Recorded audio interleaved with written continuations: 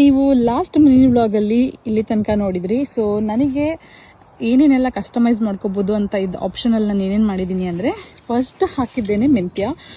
ಎಷ್ಟು ಚೆನ್ನಾಗಿ ಬಂದಿದೆ ಅಂತಂದರೆ ನಂಗೆ ಆ್ಯಕ್ಚುಲಾಗಿ ಇದಿಷ್ಟು ತೆಕ್ಕೊಂಡು ಖಾಲಿ ಮಾಡೋಕ್ಕೆ ಆಗ್ತಿಲ್ಲ. ಒಂದು 2 ಸತಿ ಕಟ್ ಮಾಡ್ಕೊಂಡು ಹೋಗಿದ್ದೀನಿ. ಇವತ್ತು ಸ್ವಲ್ಪ ತೊಗೊಂಡು ಹೋಗಬೇಕು. ಯಾವುದಾದ್ರೂ ಯೂನಿಕ್ ಮೆಂತ್ಯ ಸೊಪ್ಪಿಂದು ರೆಸಿಪಿಗಳು ಜಾಸ್ತಿ ಸೊಪ್ಪು ಹಾಕಿ ಮಾಡೋ ಅಂಥದ್ದಿದ್ರೆ ಹೇಳಿ, ನನಗೆ ನಾನು ಟ್ರೈ ಮಾಡ್ತೀನಿ. ಸೊ ಅಲ್ಲಿ ಬಿಟ್ಟು ನೆಕ್ಸ್ಟ್ ಬಂದರೆ ಇದು ಕೊತ್ತಂಬರಿ ಸೊಪ್ಪು. ನನಗಂತೂ ಇದನ್ನು ಪ್ರತಿ ಸಲ ಅದು ಲೈಕ್ ಮೊಳಕೆ ಬಂದಾಗಿದ್ದಂದೂ ಭಾಳ ಖುಷಿ ಕೊಟ್ಟಂಥ ಗಿಡ ಇದು. ಯಾಕಂತಂದರೆ ಜರ್ಮನಿಯಲ್ಲಿ ನಾನು ಪಾಟಲ್ಲಿ ಹಾಕಿದಾಗ ಯಾವಾಗೂ ಸರಿಗೆ ಬರ್ತಾ ಇರಲಿಲ್ಲ. ನೋಡ್ಬೋದು ಎಷ್ಟು ಚೆನ್ನಾಗಿ ಬಂದಿದೆ ಎಲ್ಲ.